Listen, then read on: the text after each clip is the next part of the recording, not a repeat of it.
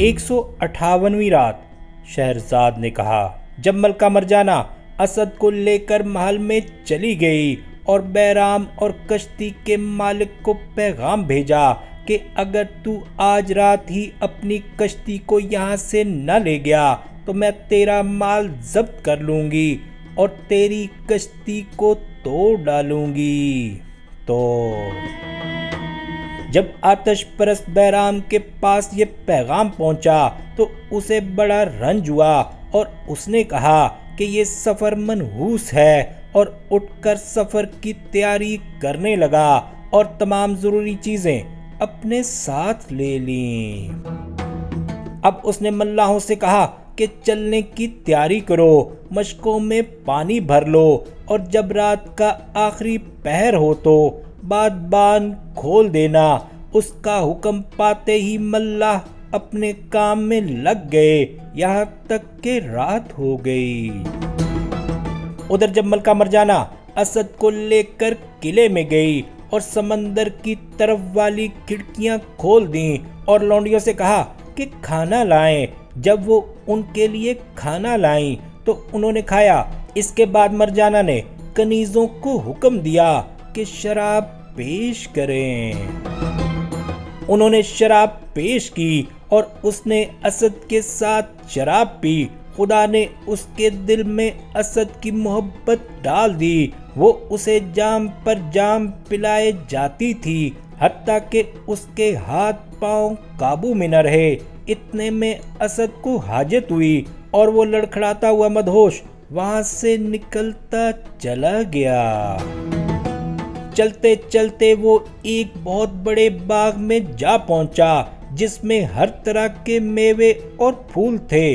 وہاں اس نے ایک درخت کے نیچے بیٹھ کر اپنی حاجت رفع کی اور وہاں سے اٹھ کر ایک حوض کے پاس گیا جو باغ میں تھا، اور پاجامہ باندھتے باندھتے نشے کے جھونکے سے چت گر پڑا۔ ٹھنڈی ہوا تھی، پڑتے ہی سو گیا۔ ادھر اسد پڑا سو رہا تھا اور ادھر جب رات ہوئی تو بیرام نے چلا کر ملاحوں سے کہا کہ بادبان کھول دو اور چلو۔ انہوں نے کہا کہ ابھی چلتے ہیں، صرف اتنا ٹھہر جا کہ ہم اپنی مشقیں بھر لیں اور سوار ہو جائیں۔ یہ کہہ کر ملاح مشقوں کو لے کر پانی بھرنے نکلے۔ قلعے کے چاروں طرف گھومتے رہے لیکن باغ کی دیوار کے سوا انہیں اور کچھ دکھائی نہ دیا، اس لیے وہ دیوار پر چڑھ کر باغ میں اتر گئے اور پانی کی تلاش میں پانی کی چھوٹی سی نالی کے ساتھ ہو لیے جو ایک حوض میں جاتی تھی۔ جب وہ حوض کے پاس پہنچے تو انہوں نے کسی کو چت پڑا دیکھا، اور جب انہوں نے اس کو دیکھا تو وہ پہچان گئے کہ وہ اسد ہے، اور وہ خوش ہو گئے اور اپنی مشقیں بھرنے کے بعد اسے بھی اٹھا لیا۔ دیوار پھاند کر جلد از جلد بیرام کے پاس پہنچے اور کہنے لگے کہ خوش ہو کے تیری مراد بھر آئی، تیرا دل ٹھنڈا ہوا اور تیرا بول بالا رہا، کیونکہ جس تیرے قیدی کو زبردستی ملکہ مرجانہ لے گئی تھی وہ ہمیں مل گیا ہے اور ہم اسے تیرے پاس لے آئے ہیں۔ یہ کہہ کر انہوں نے اسد کو اس کے آگے ڈال دیا۔ جب بیرام کی نظر اس پر پڑی تو مارے خوشی کے اس کا دل اچھلنے لگا، اسے اطمینان ہوا اور اس نے ملاحوں کو انعام دیے اور ان سے کہا کہ اب جلدی سے بادبان کھول دو۔ وہ بادبان کھول کر آتش فشاں پہاڑ کی طرف روانہ ہو گئے اور صبح تک چلتے رہے۔ وہاں کشتی چلی جا رہی تھی اور یہاں اسد کے باہر جانے کے بعد ملکہ مرجانہ نے تھوڑی دیر تو انتظار کیا، اور جب وہ نہ آیا تو وہ خود اٹھ کر اسے ڈھونڈنے نکلی، مگر اس کا کوئی نام و نشان نہ پایا۔ اس نے موم بتیاں جلائیں اور کنیزوں سے کہا کہ اسے تلاش کریں۔ اب جب وہ باہر آئی اور اس نے دیکھا کہ دروازہ کھلا ہوا ہے، اس کا خیال ہوا کہ وہ باغ میں گیا ہوگا۔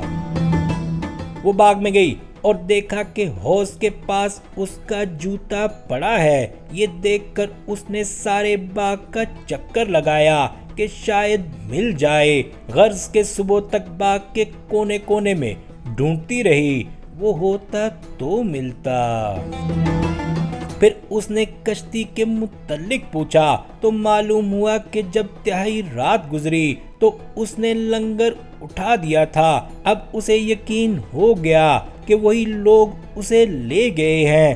اسے افسوس ہوا اور وہ غضبناک ہو گئی۔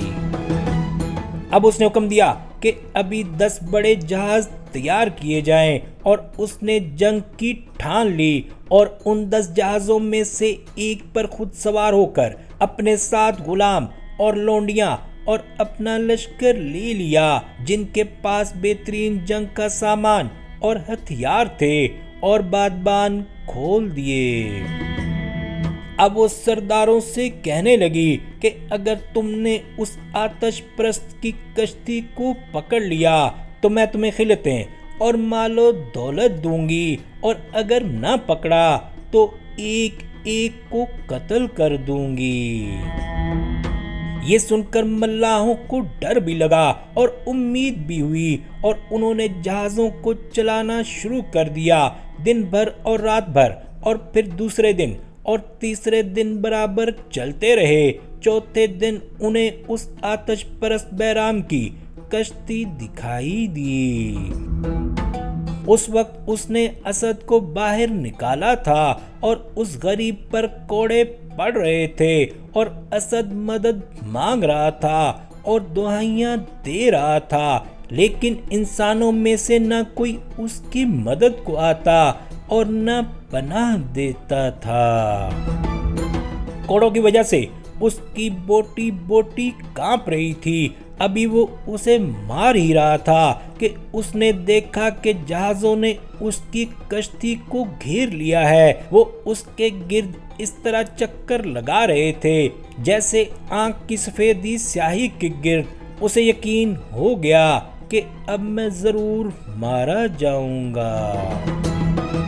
بیرام نے ایک آہ بھری اور کہنے لگا کہ لعنت ہو تجھ پر اے اسد، یہ ساری مصیبت تیری وجہ سے آئی ہے۔ اور اس نے اس کا ہاتھ پکڑ کر اپنے آدمیوں سے کہا کہ اسے سمندر میں پھینک دیں، اور اس سے کہنے لگا کہ خدا کی قسم میں اپنے مرنے سے پہلے تجھے مار کر چھوڑوں گا۔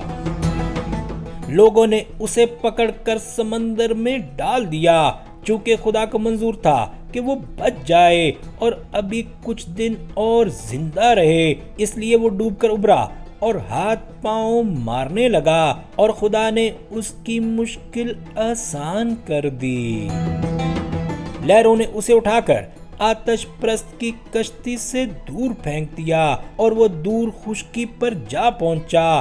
خشکی پر پہنچ کر اس نے اپنے کپڑے اتارے، انہیں نچوڑ کر پھیلا دیا، اور ننگا بیٹھ کر اپنے حال اور مصائب، اپنی بے کسی، قید اور غربت پر رونے لگا۔ اس کے بعد اس نے اٹھ کر پھر اپنے کپڑے پہن لیے۔ اس کی سمجھ میں نہ آتا تھا کہ کہاں جائے اور کیا کرے۔ گھاس پات اور درختوں کے پھل کھاتا، چشموں کا پانی پیتا اور دن رات چلتا رہا۔ کئی دن چلنے کے بعد آخر ایک شہر کے قریب پہنچا اور خوش ہو کر تیز تیز چلنے لگا۔ جب وہ شہر کے پاس پہنچا تو شام ہو گئی تھی اور شہر کے دروازے بند ہو چکے تھے۔ اسے معلوم نہ تھا کہ یہ وہی شہر ہے جہاں وہ قید تھا اور جہاں سے آتش پرست اسے قربانی کے لیے لے گئے تھے، اور جہاں اس کا بھائی امجد وزیر تھا۔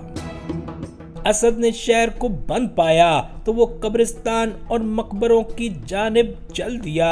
قبرستان پہنچ کر دیکھا کہ ایک مقبرہ بغیر دروازے کے ہے۔ وہ اس میں داخل ہوا اور اپنی آستین میں منہ ڈال کر سو گیا۔ ادھر جب ملکہ مرجانہ جہاز لے کر بیرام آتش پرست کے پاس پہنچی تو وہ اسے چکمہ دے کر نکل گیا اور سمندر میں کئی دن تک غائب رہا اور پھر اپنے شہر میں جا اترا۔ اب یہ اتفاق کی بات ہے کہ جس رات اسد یہاں پہنچا اسی رات بیرام بھی سمندر سے اس شہر میں اترا۔ سمندر سے اس کے گھر کا راستہ بھی قبرستان سے ہو کر جاتا تھا۔ مقبروں کے درمیان سے گزرتے گزرتے اس کی نظر اس کھلے ہوئے مقبرے پر پڑی جس میں اسد سو رہا تھا۔ اسے تعجب ہوا کہ یہ مقبرہ کیوں کھلا ہوا ہے۔ وہ اپنے دل میں کہنے لگا کہ چلو اندر چل کر دیکھتے ہیں۔ اب شہرزاد کو ثبوت دکھائی دی اور اس نے یہ کہانی بند کر دی۔